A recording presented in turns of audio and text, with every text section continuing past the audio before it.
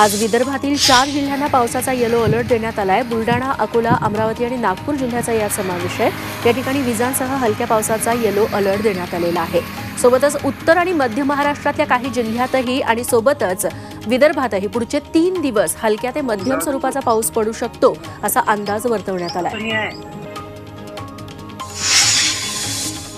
पश्चिम विदर्भाला अवकाळी पाऊस आणि गारपिटीचा तडाखा बसलाय। अवकाळी पावसामुळे अमरावती, अकोला, बुलढाणा, वाशिम आणि यवतमाळ या जिल्ह्यात मोठं नुकसान झालंय।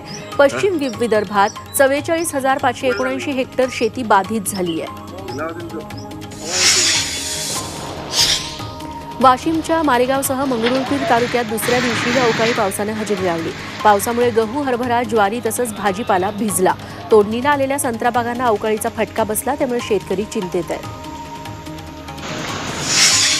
वाशिम जिल्ह्यातील मंगरुळपीर तालुक्यात झालेल्या नुकसानीची तहसीलदारांनी पाहणी केली। अमृत नोनी आर्थो प्लस ये एक प्रूवन फॉर्मूला है। इसमें मौजूद नोनी फल के गुण और आयुर्वेदिक जड़ी बूटियां शरीर को जरूरी पोषक तत्व देने के साथ साथ हड्डियों और जोड़ों के घिसने, उनमें होने वाले सूजन और दर्द को रोकने में मदद करता है। दर्द मुक्त जीवन के लिए अमृत नोनी आर्थो प्लस। शेतकऱ्यांच्या बांधावर जाऊन त्यांनी नुकसानीचा आढावा घेतला।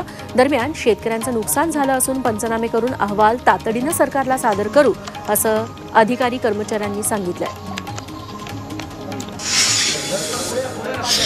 नाशिकच्या चांदवडमध्ये 3 ठिकाणी घरफोड्या झाल्यात। रात्री अज्ञात चोरट्यांनी मार्केट यार्ड कॉम्प्लेक्सच्या Sai express courier service, Nashik hydraulic आणि Guru Nanak auto electrical work या दुकानात लाखोंचा मुद्देमाल लंपास केला।